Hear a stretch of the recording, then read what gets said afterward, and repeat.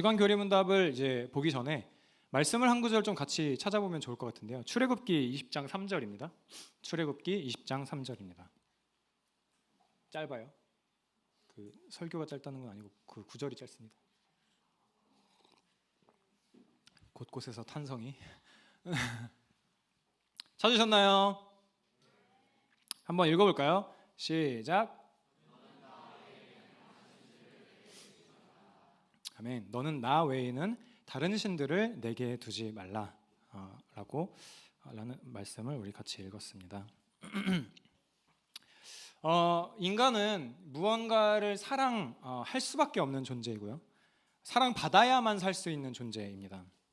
여러분에게 돈이 엄청나게 많다고 하더라도 아무도 여러분들을 사랑하지 않는다면, 아니 어쩌면 그런 상태에서 여러분에게 다가오는 사람들이 여러분을 사랑하는 게 아니라 여러분들이 가지고 있는 돈만 바라보고 그것들을 사랑한다면 여러분들은 어떤 감정이 드시겠습니까? 그런 사람들을 볼 때마다요, 뭐 좋지는 않을 거예요. 뭐 기분이 더럽겠죠. 아니면 여러분들이 엄청나게 노래를 잘한다고 생각해 봅시다. 막 엄청 노래를 잘하는 거예요. 근데 주변에 있는 사람들이 여러분의 노래를 듣고 싶을 때만 여러분들에게 오는 거예요. 노래에 대한 조언을 듣고 싶을 때만 여러분들을 찾는다고 생각해 보세요. 어쩌면 여러분은 이렇게 생각할지도 모릅니다. 이 사람은 나를 원하는 게 아니고 내가 가지고 있는 스킬을 원하는구나, 노래를 잘하는 그 능력을 원하는구나 라고 생각하게 될지도 몰라요. 나를 사랑하지 않고 그냥 내게 있는 무언가를 원하는구나 라는 생각을 할 겁니다.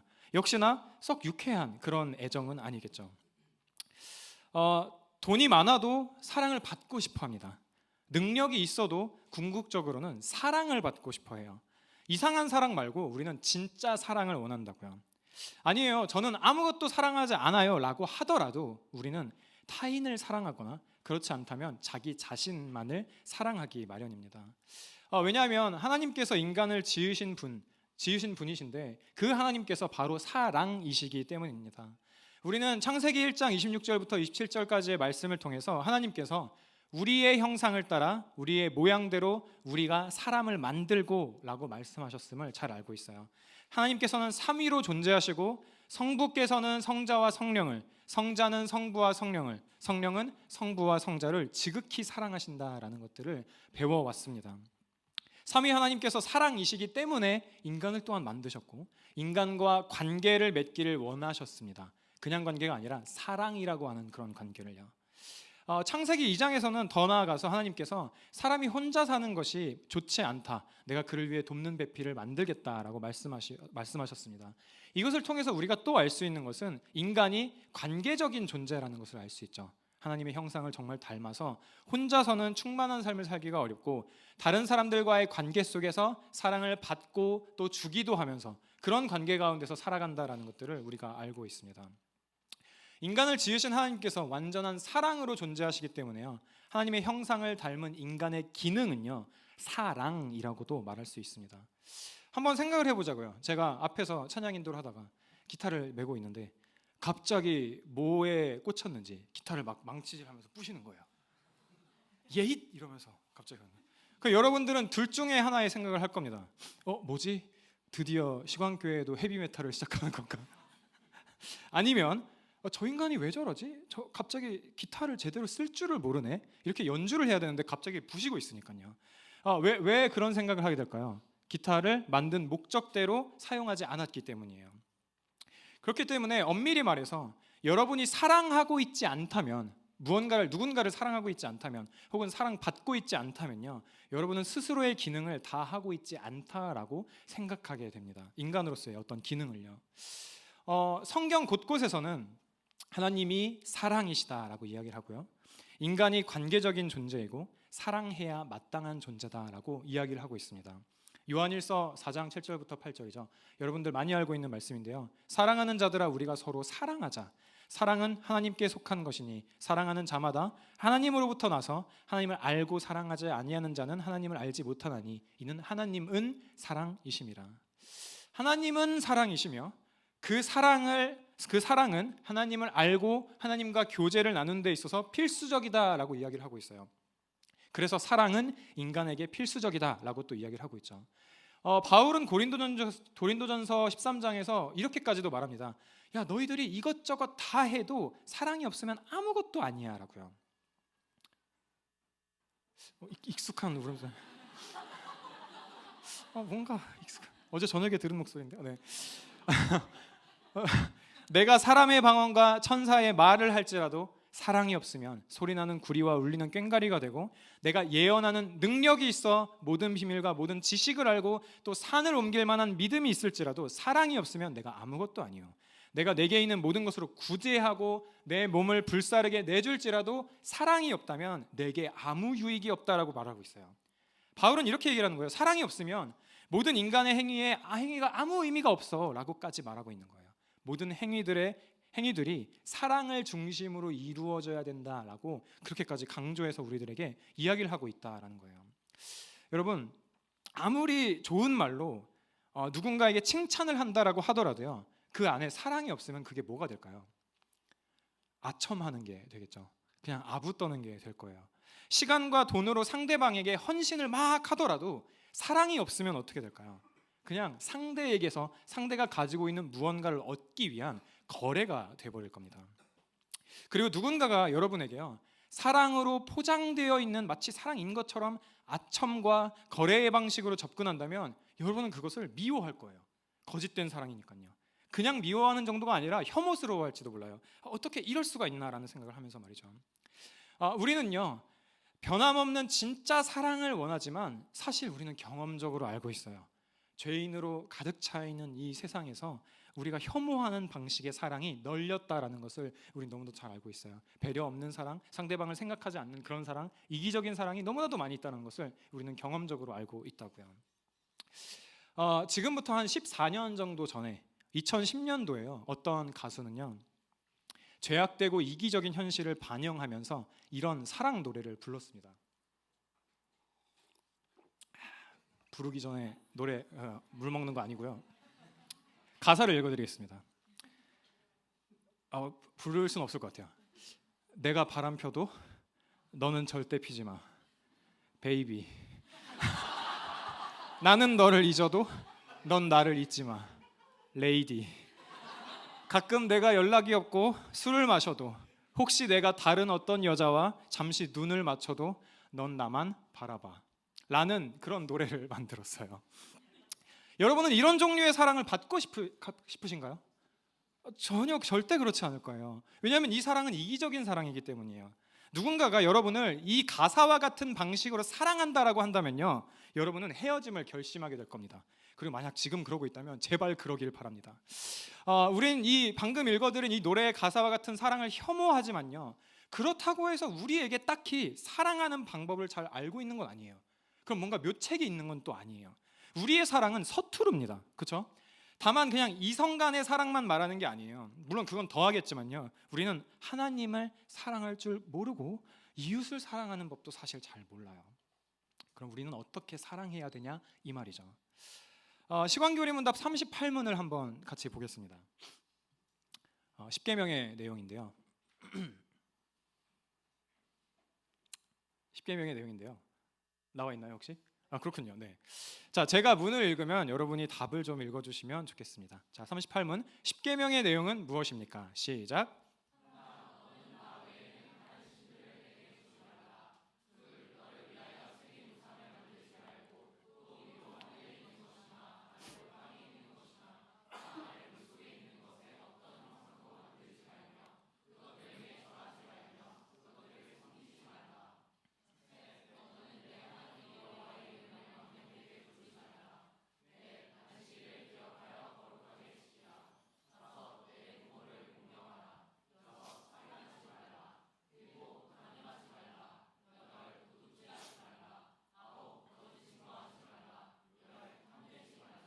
네, 고생하셨습니다. 예수님께서는 이 10계명에 대해서 이렇게 요약을 해주고 계십니다. 마태복음 22장에서요.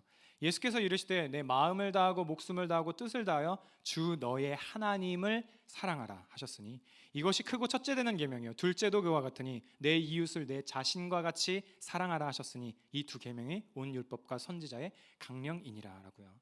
10계명을 하나님을 사랑하고 이웃을 사랑하는 것으로 우리가 요약을 해볼 수 있다면, 주께서 그렇게 요약을 해주셨다면, 십계명은 그리스도인들에게 사랑하는 방법을 가르쳐 준다라고도 이해할 수 있을 것 같아요. 하나님은 이런 방식으로 사랑해야 되고 이웃은 이렇게 사랑해야 된다라는 것들을 우리들에게 가르쳐 준다라는 거죠. 십계명은 단순히 어떤 규율 정도가 아닙니다. 이걸 해라 하지 마라 라는 그냥 규율이나 규칙 정도가 아니라 하나님과 이스라엘 백성 사이의 언약의 증거라고 우리는 볼 수 있어요.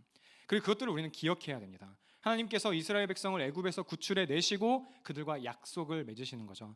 중요한 점은요, 이 십계명이 주어진 시점이에요. 십계명이 주어진 시점이 이미 하나님의 구원을 경험한 그 이후였다는 겁니다. 십계명은 단순히 너희들이 이렇게 살면 나는 너를 더 사랑하고 이렇게 살지 않으면 너를 그만 사랑할 거야, 그 정도의 문제가 아니라는 거예요.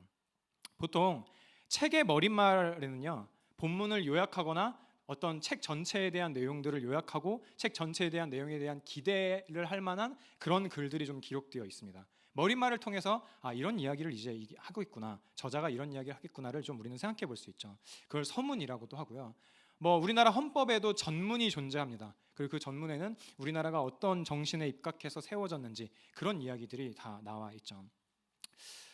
십계명 역시도 마찬가지입니다. 십계명을 바르게 이해하기 위해서는요, 어떤 정신 아래에서 작성되었는지 그것들을 이해하는 게 되게 중요하다라는 거죠. 그리고 그것은요, 출애굽기 20장 1절부터 2절까지에 나와 있죠. 하나님이 이 모든 말씀으로 말씀하여 이르시되 나는 너를 애굽 땅 종되었던 집에서 인도하여 낸 내 하나님 여호와다라고요.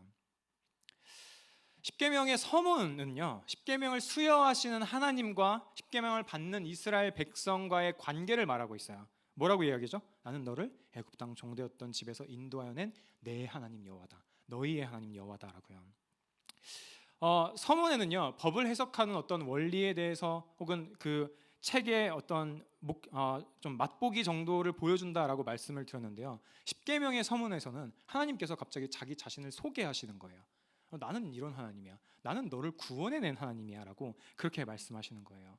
뭔가 이거는 이렇게 해, 이거는 저렇게 해 라는 말을 하기 전에 마치 사랑을 고백하는 것처럼 보인다라는 거죠. 그냥 저 같았으면은 너 이제 앞으로 나올 법에 대해서 지키지 않으면은 내가 너희를 완전히 다 쓸어버릴 거야, 너희를 완전히 버려버릴 거야 라고 겁을 주셔야만, 그래야 뭔가 사람들이 법을 더 잘 지킬 것만 같고 그래도 사람들이 따를까 말까 할 것 같은데, 하나님께서는 그렇게 하시지 않는다라는 거예요. 그냥 나는 너를 애굽 땅 종되었던 집에서 인도하여 낸 너희의 하나님 여호와야 라고 말씀하신다라는 거예요. 여러분, 이게 의미하는 게 뭡니까? 나는 이미 너희의 하나님이야 라고 말씀하시는 거예요. 나는 이미 너네 하나님이야, 이건 뗄 수가 없어. 이미 나는 너희의 하나님이야. 내가 너희들을 사랑해서 애굽 땅 그 종되었던 곳, 그 고생하던 곳, 그 노예 생활을 하던 그곳에서 구원해냈어. 그게 나야, 내가 그런 하나님이야 라고 자기 자신을 하나님께서 나타내어 주셨다라는 거예요. 하나님께서는 이스라엘에게 십계명을 먼저 주시지 않았습니다. 십계명을 주실 때 이스라엘이 좋아요 하나님, 당신께서 말씀하신 대로 내가 이 모든 법을 다 잘 지킬 거예요. 그러자 하나님이 그래, 그렇게 꼭 지키길 바래 하면서 그러면 이제 내가 너를 구원해 줄게 라는 방식으로 하나님께서 구원을 먼저 행하신 것도 아니라는 거죠. 하나님께서는 이스라엘을 먼저 구원하셨고 그들을 먼저 건져내셨습니다. 우리와 상관없이 은혜로 이 일이 이루어진다라는 거예요. 그리고는 우리들에게 순종하라라고 말씀하시는 거죠. 이 순서가 바뀔 때예요. 이 순서가 바뀔 때 우리 안에는 율법주의라는 세포가 원활하게 활동하게 됩니다. 순종으로 하나님의 구원을 살 수 없음에도 불구하고 순종으로 하나님의 마음을 돌려놓으려고 하기도 하죠. 그리스도를 의지하는 회개를 하기 전에, 그리스도를 의지하는 회개를 하는 것 대신에 우리들의 선행을 의지하게 되는 경우들도 종종 생기게 됩니다. 무엇보다 하나님께서 주신 십계명을요, 자비로우신 하나님의 성품과 완전히 분리해서 그렇게 생각하게 되기도 해요. 머릿말에 서문에 하나님께서 어떤 하나님인지를 말씀해 주셨던 것들을 아예 잊어버리고 그냥 명령들만 보게 되는 그런 경우들도 생긴다라는 거예요.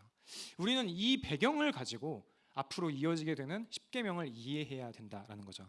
계명을 지킴으로 하나님께 받아들여지는 것이 아니라 구원을 받은 자로 어떻게 사랑할지를 배우는 것으로 우리는 그렇게 생각해야 된다라는 거죠. 그 사랑 아래에서 십계명을 볼 때 사실 우리가 십계명을 지키는 것이 아니라 십계명이 우리를 지키고 있다는 것들을 우리는 알 수 있어요. 우리와 하나님과의 관계를 지키고 있고 서로와의 관계를 지키고 있다는 것들을 우리는 알 수가 있다는 거죠. 오늘도 그렇고 이제 계속 이어지는 십계명에 대해서 배울 때에는요, 십계명을 주신 하나님의 성품을 항상 떠올려야 됩니다. 하나님께서 어떤 분이신지를 생각할 때 우리는 십계명에 녹아져 있는 하나님의 사랑을 발견할 수가 있다라는 거예요. 십계명은 사랑이신 하나님께서 만드셨기 때문에 사랑을 배제할 수 없고 오히려 사랑할 수 없는 사람을 사랑하게 만드시려는 그런 명령이다라는 겁니다. 팀 켈러 목사님은 이런 이야기들을 우리들에게 전해줍니다. 기독교의 하나님은 성육신과 대속사역이라는 가장 극단적인 방식으로 인간에게 자신을 맞췄다. 예수 그리스도를 통해 하나님은 유한한 인간, 고통을 겪고 죽음을 당할 만한 연약한 존재가 되셨다. 십자가에 달려 인간의 한계를 받아들이셨으며 인류를 용서하기 위해 대신 죽으셨다. 그리스도를 통해 하나님은 한없이 심오한 방식으로 우리에게 이렇게 이야기를 한다. 너희들에게 맞춰주마. 내가 달라지겠다. 나를 희생해서라도 너희들을 섬기마. 하나님이 우리를 위해 그리하셨다면 우리 역시 하나님과 이웃들에게 똑같이 고백할 수 있으며 또 반드시 그래야 한다. 그래서 사도 바울은 이렇게 적었다. 그것은 그리스도의 사랑이 우리를 그토록 강요하고 있기 때문입니다. 하나님의 말씀을 지키는 대로요. 여러분, 하나님께서는 저와 여러분을 위해 성자 예수 그리스도를 이 땅 가운데 보내셨습니다. 그뿐만 아니라 예수 그리스도를 십자가로 향하게 하셨죠. 참으로 예수 그리스도는 유한한 인간, 고통을 경험하고 죽임을 당할 만큼 연약한 존재로 이 땅 가운데 오셨어요. 사랑하셔서 이 땅에 오신 예수 그리스도로 인해 우리는 십계명 지킴으로 그분께 용납받는 것이 아니라 은혜로 용납받은 자로 그분의 자녀로서 계명을 보고 그 계명의 유익들을 누리게 됩니다. 그래서 십계명은 우리를 억압하는 걸까요? 십계명은 뭐 하라 하지 마라 라는 말들로만 가득 차 있잖아요. 명령들로만 가득 차 있단 말이죠. 십계명은 시시때때로 변하고 너무나도 빠르게 변하는 가치와 기준 위에서 도대체 어떻게 사랑해야 되는지, 어떤 사랑이 참된 사랑인지를 잘 모르는 혼돈 가운데 있는 우리들을 때로는 자유롭게 만들기도 합니다. 이렇게 사랑하라고 가르쳐 주시니까요. 근데 동시에 우리들의 본성을 억압하기도 합니다. 십계명은요, 사랑하지 않음을 선택할 수 있는 자유를 억압합니다. 사랑하지 않음을 선택할 수 있는 자유를 억압한다고요. 이걸 공동체적인 언어로 조금 바꿔볼까요? 공동체 안에서 사랑받지 못할 자유를 억압한다라는 거예요.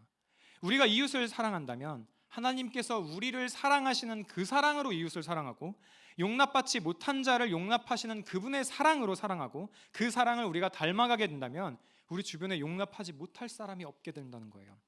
그 개인의 사랑받지 못할 여러 가지 이유를 십계명은 계속 억압하게 될 겁니다. 우리가 앞으로 십계명을 배우면서 하나님의 사랑을 경험하고 이 계명을 지키기를 청년 이부 모든 사람들이, 모든 지체들이 다 잘 지키려고 한다면 나는 이 공동체에서 사랑받을 수 없을 거야 라고 말하는 그런 전제와 그런 주장은요, 억압을 받고 쫓겨나게 될 거예요. 이 공동체와는 어울리지 않는 그런 문장이다 라고 이야기를 할 수 있을 거다라는 거예요. 그러면 이제 1계명이 말하는 바에 대해서도 조금 더 살펴봅시다. 시간교리문답 39문입니다. 네, 제가 문을 읽으면 여러분들이 답을 읽어주시면 좋겠습니다. 자, 첫째 계명의 의미는 무엇입니까? 시작.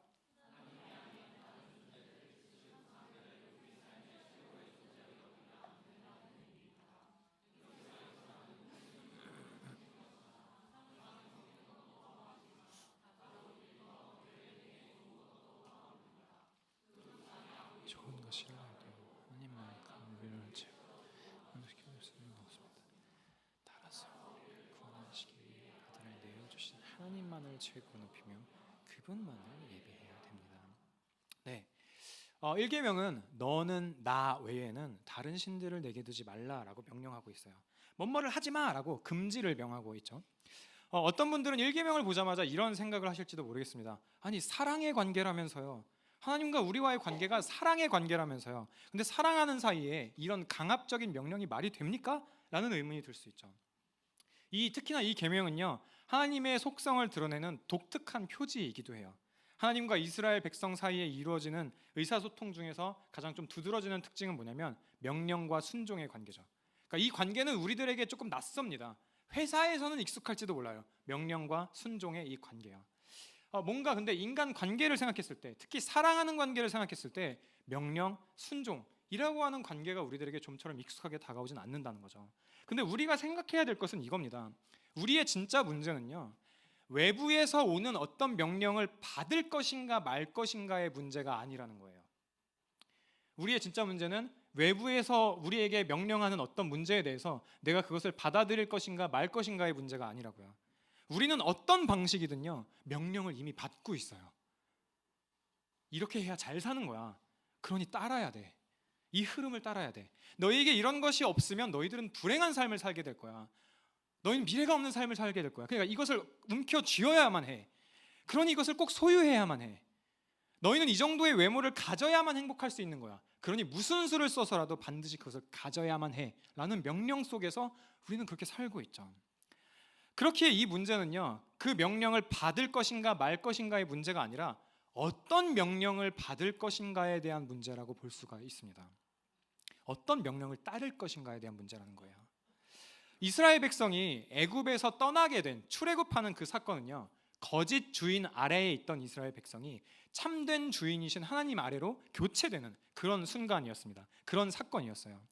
바로라고 하는 거짓 주인에게서 참된 주인이신 하나님께로 옮겨지는 그런 사건이었죠. 특히나 이 1계명은요, 관계를 명령하고 있어요. 특정한 관계를 금지하는 명령이라고요. 어떤 관계요? 하나님 말고 다른 것들에 대한 금지하는 그런 명령이에요. 싱클레어 퍼거슨이라는 신학자는요, 이 1계명에 대해서 이런 이야기를 좀 나눠주고 있습니다. 너는 나 외에는 다른 신들을 내게 두지 말라라는 계명을 가장 위대한 계명이라고 이야기를 해요.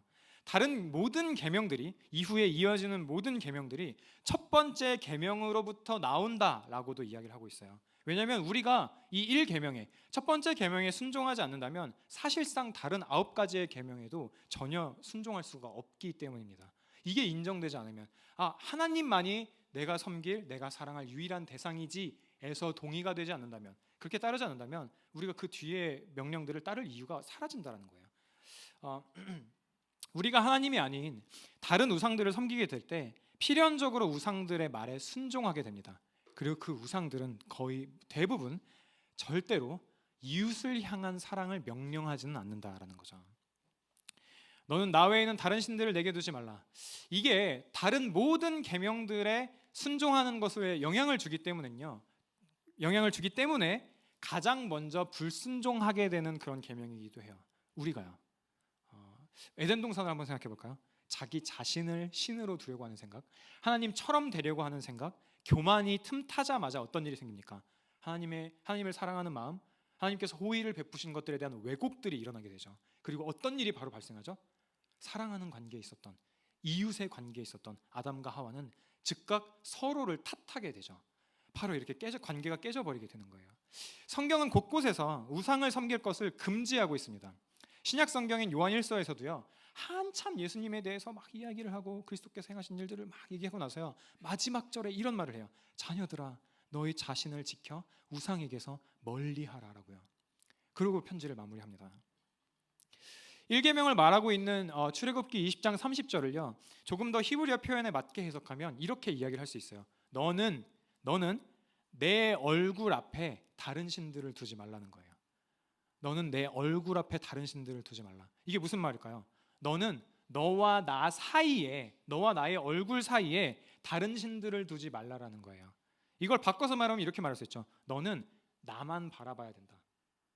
내가 너를 봤을 때 너만 보여야 되고, 너가 나를 봤을 때는 나만 보여야만 해 라고도 우리는 이해할 수가 있다는 거죠. 그리고 또 한 가지 더 생각해 볼 수 있는 것은, 이 계명은요, 이스라엘 백성에게 이야기를 하고 있어요.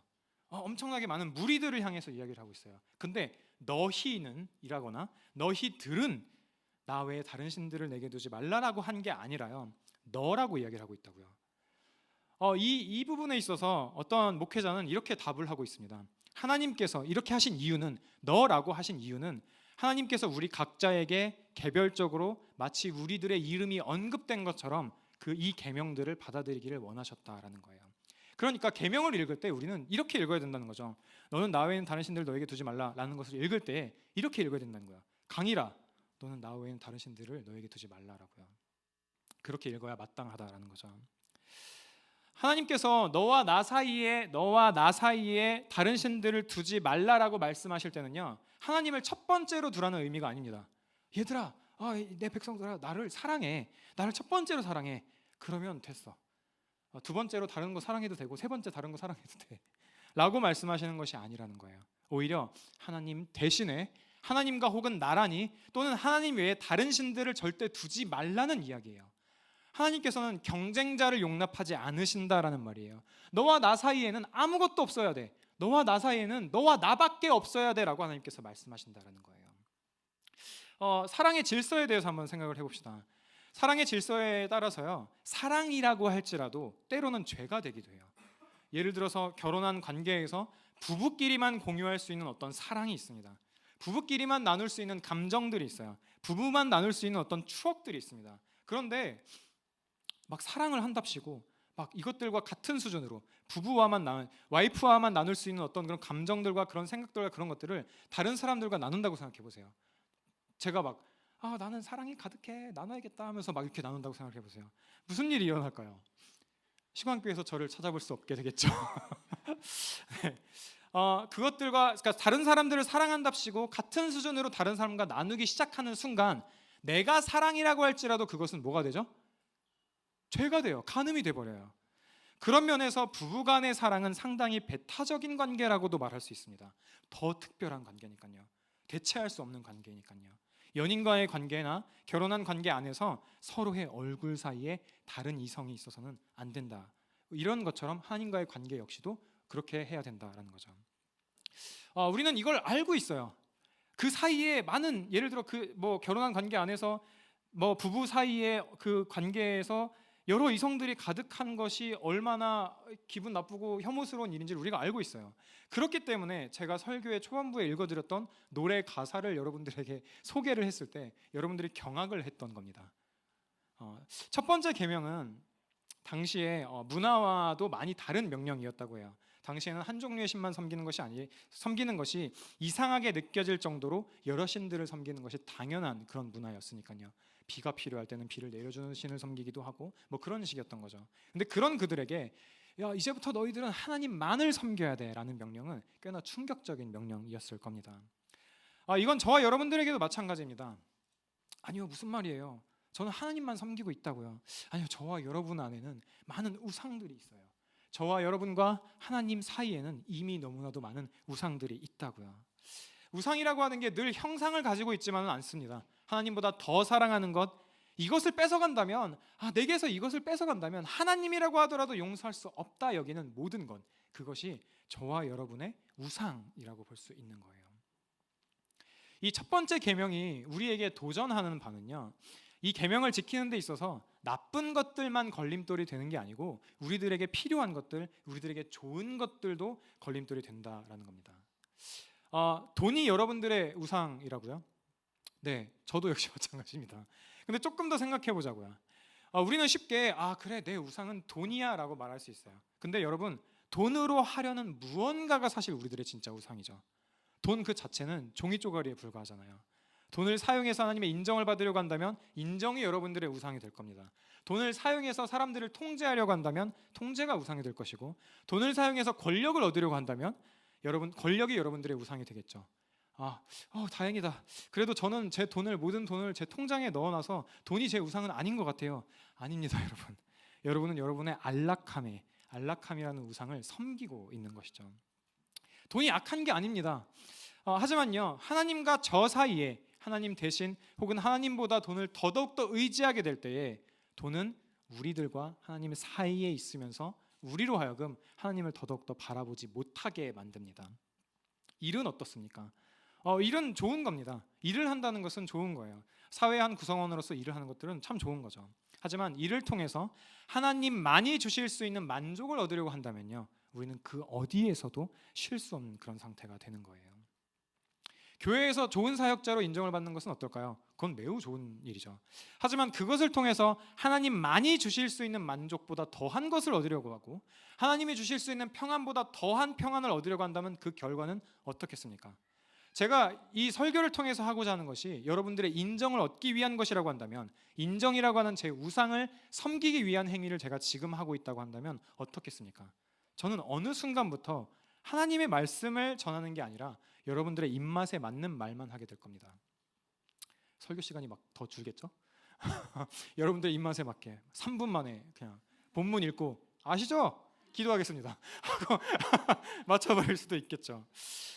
저와 여러분들이 가지고 있는 우상은 무엇입니까? 저와 여러분이 하나님 대신 혹은 하나님과 더불어 섬기고 있는 우상은 무엇입니까? 이 질문이 조금 어렵다면 조금 바꿔볼까요? 더 쉽게 바꿔볼까요? 우리는, 저와 여러분은 지난 한 주간에 어떤 소식에 더 환호했습니까? 어떤 소식에 더 열광했습니까? 무엇을 예배했습니까? 분명한 건 이거예요. 하나님이 아닌 우리가 열광하는 그 어떤 것들도요, 그 어떤 우상들도요, 우리를 하나님만큼 사랑해 주지는 않는다는 거예요. 하나님과 여러분 사이에 있는 우상들은요, 반드시 여러분들을 배신할 겁니다. 여러분이 우상을 통해서 하나님만이 주실 수 있는 안정을 누리려고 한다면, 더 많은 안정을 얻으려고 한다면, 모든 것을 통제하려고 한다면, 더 높은 수준의 권력을 얻으려고 한다면요, 결단코 여러분들은 이 세상 가운데서 쉴 수가 없을 겁니다. 약간의 안정을 누린다고 하면서 조금 이제 좀 괜찮아졌나 싶으면 곧 그 우상은요, 아니야, 너는 더 많은 안정을 누려야 돼 라고 우리들에게 속삭일 겁니다. 그렇게 우상은 개인을 망가뜨리기도 하죠. 우상은 또한 공동체를 망가뜨리기도 합니다. 우리 모두가 다, 청년 2부에 있는 모든 사람들이 다 통제라는 우상을 섬긴다고 해보세요. 우리는 서로를 있는 그대로 사랑할 수 없게 됩니다. 모두가 서로를 통제하고 모두가 서로에게 이런 말을 하겠죠. 쟤는 왜 저래? 쟤는 왜 저래? 모두가 권력을 행사한다고 해보세요. 권력이라는 우상을 섬긴다고 해보세요. 우리 모두가 다 안락함이라고 하는 우상을 섬긴다고 해보세요. 이 공동체는 그 어떤 것에도 도전할 수 없는 그런 공동체가 될 겁니다. 그냥 있는 게 좋으니까요. 내가 가진 것은 모두 내 안락함에 투자해야 하기 때문에 이웃을 물질로 섬기는 일 따위는 이 공동체에 존재할 수 없을 거예요. 모두가 인정을 예배하게 된다면 어떻겠습니까? 모두가 서로에게 인정을 갈급해하는 거예요. 인정만을 원하고 있는 거예요. 그렇다면 이 공동체는 어떻게 되겠습니까? 확신컨대 우리는 서로에게 좋은 친구가 될 수 없을 겁니다. 1계명은요, 자기 사랑을 떠나서 하나님만을 사랑하라는 명령입니다. 하나님을 사랑하는 것 아래에서 다른 것들을 질서 있게 사랑하라는 그런 명령이죠. 그리고 저와 여러분이 하나님을 유일한 예배의 대상으로 두지 않을 때 이 계명을 어기게 됩니다. 다시 한번 태양의 노래를 읽어드리죠. 내가 바람 펴도 너는 절대 피지 마. 영혼을 읽지 않겠습니다. 나는 너를 잊어도 넌 나를 잊지 마. 가끔 내가 연락이 없고 술을 마셔도, 혹시 내가 다른 여자와 잠시 눈을 맞춰도 넌 나만 바라봐. 저는 이것을 읽어드리고 여러분들에게 이런 말씀을 드렸습니다. 여러분은 이 노래의 화자가 되는 그런 종류의 사람과 절대 교제하고 싶지 않을 거라고요. 당연하죠. 이런 종류의 사람과는 교제 정도가 아니라 내 주변에 두고 싶지 않을 정도로 싫을 거예요. 그렇죠? 그런 이야기를 듣는다면 손가락질하기 바쁠 거예요. 혹시나 이 공동체에 있다면 너무 힘들 거예요. 그런데 여러분, 놀라운 점은 뭔지 아십니까? 이 노래의 화자가 하는 종류의 사랑이요, 저와 여러분이 하나님께 드릴 수 있는 최대의 사랑이라는 걸요. 우리는 하나님께 그저 그런 종류의 사랑을 드릴 수 있는 게 아닙니다. 그저 그런 사랑 정도를 드릴 수 있는 게 아니에요. 우리는 하나님께 최악의 사랑만 드릴 수 있다고요. 당장 지난 한 주를 생각해 보세요. 성경은 우상 숭배를요, 영적인 간음이라고 표현합니다. 그런 배경에서 이 가사를 다시 한번 생각해 보자고요. 내가 바람 펴도 너는 절대 피지 마. 내가 너를 잊어도 넌 나를 잊지 마. 내가 가끔 연락이 없고 술 마셔도, 혹시 다른 여자와 잠시 눈을 맞춰도 넌 나만 바라봐. 이게 우리가 하나님을 대하는 태도지 않냐라는 거예요. 하나님, 저 바람 좀 피고 올게요. 하나님은 그러지 마세요. 하나님, 저는 당신을 좀 잊을게요. 근데 당신은 저를 잊지 말아주세요. 제가 하나님을 만나는, 하나님과 교제를 하는 은혜의 수단들을 전혀 사용하지 않고 다른 곳에 있다 온다고 하더라도, 하나님, 당신은 저만 바라봐 주세요 라는 이기적인 사랑을 우리가 하고 있는 게 아니냐라는 거예요. 너무 이상합니다. 이렇게 우리가 하나님을 최악의 사랑으로 하나님을 사랑하면서도 동시에 우리는 그런 사랑으로 사랑받고 싶어 하진 않아요. 너무 혐오스러우니까요. 너무 역겨우니까요. 근데 우리는 그런 방식으로 하나님을 사랑하죠. 얼마나 모순적입니까? 하지만 하나님께서는요, 그렇게 모순적이며 최악의 사랑만을 하는 저와 여러분에게 계속해서 말씀하시는 거예요. 너는 나 외에는 다른 신들을 내게 두지 말아라. 너는 나만을 가장 사랑해야 돼. 하나님께서 우리가 최악의 사랑을 그분께 드릴 것을 모르셔서 그러셨을까요? 우리가 매주 반복되는 삶 가운데에서 매주 반복되는 최악의 예배를, 최악의 사랑을 하나님께 드릴 것을 하나님께서 모르셔서 우리를 교회로 부르셨을까요? 우리를 성도로 부르셨을까요? 출애굽기 32장을 보면요, 모세가 하나님을 만나면서 계명을 받는 동안 이스라엘 백성은 우상 숭배를 해요. 그리고 이것을 하나님께서는 알고 계셨어요. 32장 7절부터 9절입니다. 여호와께서 모세에게 이르시되 너는 내려가라. 네가 애굽 땅에서 인도하여 낸 내 백성이 부패하였도다. 그들이 내가 그들의 명령한 길을 속히 떠나 자기를 위하여 송아지를 구워 만들고 그것을 예배하며 그것에게 제물을 드리며 말하기를 이스라엘아 이는 너희를 애굽 땅에서 인도해낸 너의 신이라 하였도다. 여호와께서 또 모세에게 이르시되 내가 이 백성을 보니 목이 뻣뻣한 백성이로다. 모세는요, 이스라엘이 우상 숭배를 하는 것을 보면서 너무 열받아 해서 계명이 적혀 있는 그런 돌판을요 땅에 던져서 부셔버려요. 너무 화가 나서요. 그런데 34장을 보면 하나님께서는 다시 계명을 주십니다. 다시 그 돌판을 회복시켜 주세요. 그들에게 다시 기회를 주세요. 하나님께서는 이스라엘의 그런 모습을 보시면서도 이스라엘을 사랑하는 마음을 거두지 않으신다고요. 이 모든 것들을 아심에도 불구하고 하나님께서는 이스라엘 백성에게 한결같이 말씀하시는 거죠. 나는 너를 애굽 땅 종되었던 곳에서 구원해낸 내 하나님 여호와다 라고요.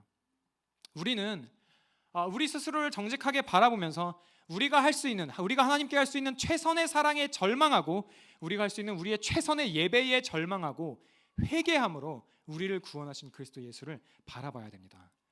온전히 사랑할 수 있는, 우리의 사랑이 온전해질 수 있는 방법은요, 우리에게서 나올 수 있는 게 아니라 참된 사랑을 가능케 하는 분, 우리의 최악의 사랑, 외식적이고 가식적인 사랑을 참된 사랑으로 바꾸어 주실 예수 그리스도를 통해서만 우리는 온전히 사랑할 수 있다라는 거예요.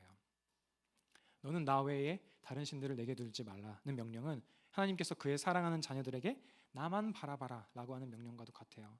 하나님께서는 우리들에게 이렇게 말씀하시는 거죠. 다른 신들에게서, 다른 우상들에게서 너는 쉴 수 없어. 너는 영원히 용납받을 수 없어. 다른 우상들에게서 너는 사랑을 받을 수가 없어.